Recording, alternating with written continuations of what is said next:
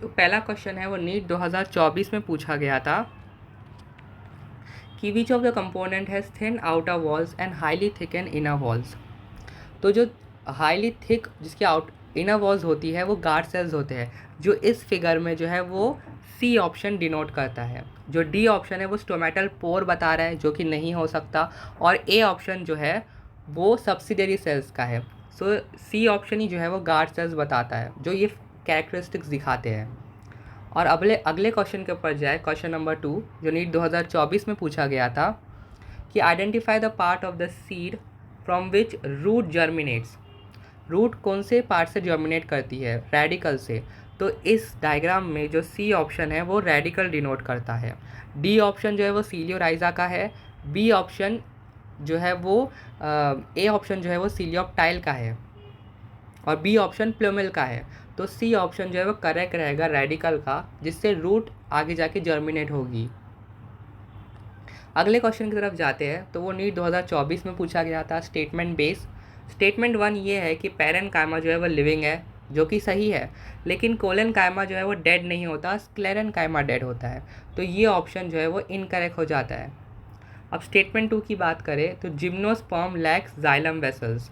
सही बात है, जिम्नोस्पर्म के पास सिर्फ और सिर्फ ट्रकीड्स होती है, वेसल्स नहीं होते। वेसल्स सिर्फ और सिर्फ एंजियोस्पर्म के पास होते हैं। तो presence of xylem vessel is the characteristic of angiosperm, जो कि सही है। तो statement 1 is false but statement 2 is true. तो फोर्थ ऑप्शन जो है वो करेक्ट हो जाएगा।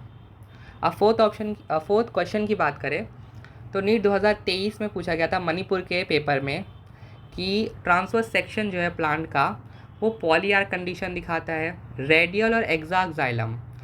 तो जो है वो रेडियल और एक्सार्क जो है वो रूट में कंडीशन आती है, और जो पॉलीआर कंडीशन है वो सिर्फ और सिर्फ मोनोकॉट रूट में पाई जाती है। डाइकॉट रूट में के जो अंदर 2 to 4 जाइलम बंडल्स ही होते हैं, इसीलिए इसका सही ऑप्शन मोनोकॉट रूट रहेगा। नीट 2023 के मणिपुर में क्वेश्चन पूछा गया था कि इसके अंदर से लैटरल मेरिस्टम्स कौन कौन से हैं बताइए। तो ए और ई जो है एक्सिलरी बर्ड्स और इंटरकैलरी मेरिस्टम, ये जो है वो प्राइमरी मेरिस्टम होते हैं। और बी सी और डी ये सेकेंडरी मेरिस्टम और लैटरल मेरिस्टम्स कहलाए जाते हैं, क्योंकि ये प्लांट की लेटर बॉडी में पाए जाते हैं, इसीलिए इसका ऑप्शन है बी सी और डी। अगले क्वेश्चन की बात करें, नीट 2023 में पूछा गया था स्टेटमेंट बेस्ड क्वेश्चन कि एंडार्क और एक्सार्क जो कंडीशन है वो डिस्क्राइब की जाती है सेकेंडरी जाइलम के पर्सपेक्टिव में, पोजीशन के ऊपर। ये गलत है, क्योंकि एंडार्क और एक्सार्क जो है वो प्रोटोजाइलम और मेटाजाइलम की पोजीशन को ध्यान में रखते हुए बताई जाती है। तो ये क्वेश्चन जो है स्टेटमेंट जो है वो गलत हो जाएगा। स्टेटमेंट 2 की बात करें तो एक्सार्क कंडीशन जो है वो रूट सिस्टम में पाई जाती है, ये करेक्ट स्टेटमेंट है। स्टेम के अंदर जो है वो एंडार्क कंडीशन पाई जाएगी, रूट के अंदर एक्साक्ट कंडीशन पाई जाती है। तो स्टेटमेंट 1 जो है वो इनकरेक्ट हो गया और स्टेटमेंट 2 जो है वो करेक्ट हो गया। और अगले क्वेश्चन में नीट 2022 का है रीअटेम्प्ट, और the type of tissue which is found in the fruit wall of nut. तो ये जो है वो स्क्लेराइड है, स्क्लेरेनकाइमा नहीं बल्कि स्क्लेराइड। स्क्लेरेनकाइमा नहीं है, स्क्लेराइड है। क्यों? क्योंकि स्क्लेरेनकाइमा 2 टाइप के होते हैं, एक फाइबर और एक स्क्लेराइड। फाइबर के अंदर ये नहीं पाया जाता, सिर्फ और स्क्लेराइड के अंदर पाया जाता है, इसीलिए इसका सही ऑप्शन स्क्लेराइड होगा। Initiation of lateral roots and vascular cambium during secondary growth takes place in pericycle. Secondary growth जो है वो पेरीसाइकल के अंदर होती है, डाइकॉट रूट के अंदर। इसकी बात करें तो cells with active division capacity, इसका आंसर होगा meristematic tissue. Tissues having all cells similar in structure and function, simple tissue. Tissues having different types of cells, vascular tissue. और जो स्क्लेराइड्स होता है वो डेड होता है। तो इसके हिसाब से जो है ए का 2 हो गया और बी का 4 हो गया। तो ये पहला ऑप्शन जो है वो सही रहेगा। अगला क्वेश्चन 2021 का है, करेक्ट ऑप्शन चूज़ करना है। तो डाइकॉट, ये पहला option large colourless empty cells is present in the epidermis of grass leaves. Subsidiary cells ये इनकरेक्ट है, बुलीफॉर्म सेल्स होता है। In dicot leaves vascular bundles are surrounded by large thick wall cells. Conjunctive tissue ये भी गलत है। Bundle sheath sales होता है इसका आंसर। और third option, cells of medullary rays that forms part of cambial ring, interfascicular cambium, ये option सही है। तो इसका ऑप्शन रहेगा सी, ये वाला, ये ऑप्शन सही है। अगले क्वेश्चन की तरफ जाते हैं। The transverse section of a plant shows the following anatomical features: large number of scattered vascular bundles surrounded by bundle sheath, large conspicuous parenchyma tissue, vascular bundle conjoint and close. तो जो conjoint type of vascular bundle है ये stem और leaf के अंदर पाया जाता है। तो ए और सी ऑप्शन जो है रूट वाला, ये पहले ही चला गया। अब डाइकोटिलेडोनस स्टेम और मोनोकोटिलेडोनस स्टेम पता चलता है। तो जो फ्लोएम पैरेन्काइमा है ये मोनोकॉट में पाया नहीं जाता, और जो क्लोज वेस्कुलर बंडल है ये मोनोकॉट के अंदर पाया जाता है, क्योंकि क्लोज वेस्कुलर बंडल में जो है वो कैम्बियम जो है वो नहीं होता, इसीलिए जो ग्रोथ नहीं होती। तो इसके हिसाब से मोनोकोटिलेडोनस स्टेम जो है वो आंसर रहेगा। और अभी अगले क्वेश्चन की तरफ जाए, जो कि नीट 2019 में पूछा गया था।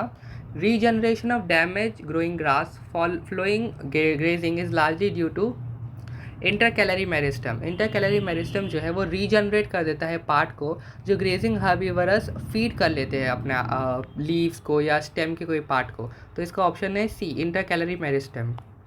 जाइलम जो है वो क्या ट्रांसलोकेट करता है? नीट 2019 का क्वेश्चन है। तो इसका आंसर है water, mineral, salts and some hormones, C option. अगला क्वेश्चन है कैस्पेरियन स्ट्रिप अकर्स इन। तो इसका नीट 2018 में पूछा गया था। एंडोडर्मिस, एंडोडर्मिस जो है वो बैरल शेप सेल से बनी हुई होती है और जो है उसके अंदर वाटर इम्पर्मिएबल मटेरियल होता है सुबेरिन, वो होता है कैस्पेरियन स्ट्रिप्स के फॉर्म में। तो इसका आंसर जो है वो एंडोडर्मिस रहेगा। अगले क्वेश्चन की बात करें तो नीट 2017 में पूछा गया था कि रूट हेयर किस रीजन से डेवलप होते हैं। तो मैच्योरेशन रीजन से जो है वो रूट हेयर डेवलप होते हैं, मेरिस्टेमेटिक रीजन से नहीं। वो सिर्फ और सिर्फ सेल डिवाइड करने के लिए काम आता है। Which of the following is made up of dead cells? NEET 2017 का क्वेश्चन है। कोलनकाइमा लिविंग सेल से बना हुआ होता है, जाइलम पैरेन्काइमा भी लिविंग सेल से बना हुआ होता है, फ्लोएम भी लिविंग सेल से बना होता है, फैलम जो है ये डेड सेल से बना हुआ होता है। Cortex is the region found between. Cortex किसके बीच में पाया जाता है? सबसे पहली रीजन जो है वो एपिडर्मिस रहती है, उसके बाद जो है कॉर्टेक्स आता है, उसके बाद स्टीली आता है। तो ये जो है वो करेक्ट है ऑप्शन बी ऑप्शन। उसके बाद specialise epidermal cells surrounding the guard cells, इसको हम लोग सब्सिडियरी सेल्स बोलेंगे। बुलीफॉर्म सेल्स जो है वो मोनोकॉट लीफ में पाए जाते हैं, तो ये ऑप्शन तो इनकरेक्ट है। लेंटिल सेल्स बार्क के अंदर पाया जाता है, ये भी ऑप्शन इनकरेक्ट है। सब्सिडियरी सेल्स जो है वो करेक्ट ऑप्शन है इसका। नीट 2016 का क्वेश्चन था ये। अगला क्वेश्चन नीट 2015 का है कि major characteristics of monocot root. तो मोनोकॉट रूट का मेजर कैरेक्टरिस्टिक्स क्या है? मोनोकॉट रूट में ओपन वेस्कुलर बंडल होता है? नहीं। मोनोकॉट में क्लोज होता है क्योंकि उसके अंदर कैम्बियम नहीं होता। तो इसके हिसाब से देखा जाए तो वेस्कुलेचर मतलब जाइलम फ्लोएम बंडल हो गए, लेकिन जो है वो कैम्बियम नहीं होगा। तो ये ऑप्शन जो है वो करेक्ट है। Vascular bundles in monocotyledonous are consider close because, क्यों? क्योंकि उनके अंदर कैम्बियम नहीं होता। तो पहला ऑप्शन ही सही ऑप्शन है, उसके अंदर कैम्बियम नहीं होता, उसके अंदर सेकेंडरी ग्रोथ नहीं हो सकती, इसीलिए उसका जो वेस्कुलर बंडल है वो क्लोज होता है।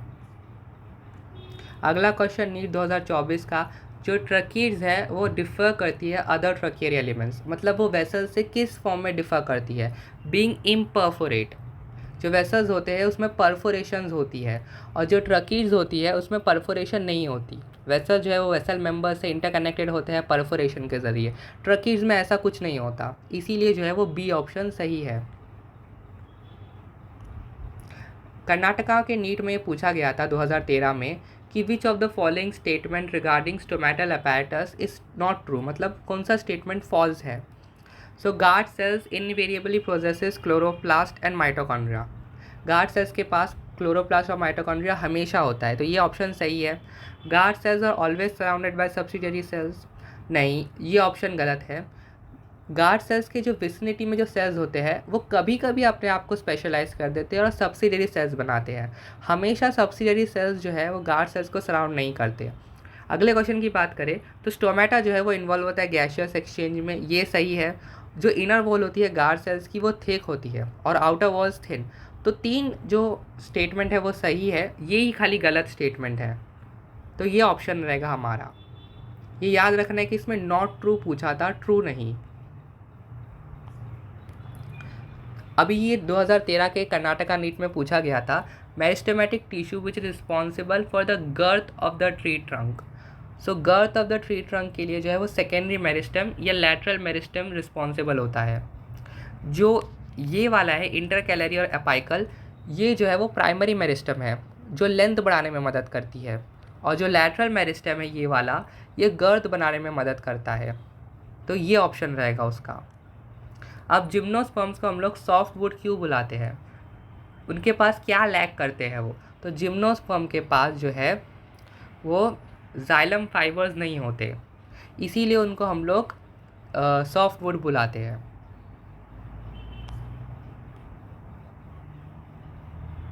अब अगले क्वेश्चन की बात करें तो 2012 में पूछा गया था कि क्लोज वेस्कुलर बंडल के पास क्या नहीं होता, कैम्बियम, क्योंकि उनके पास पिथ होता है, कंजक्टिव टिश्यू भी होता है और ग्राउंड टिश्यू भी होता है। वो क्लोज इसीलिए कहलाए जाते हैं क्योंकि उनके अंदर सेकेंडरी ग्रोथ नहीं हो सकती और सेकेंडरी ग्रोथ जो है वो कैम्बियम कराता है, तो इसीलिए इसका आंसर जो है वो कैम्बियम है।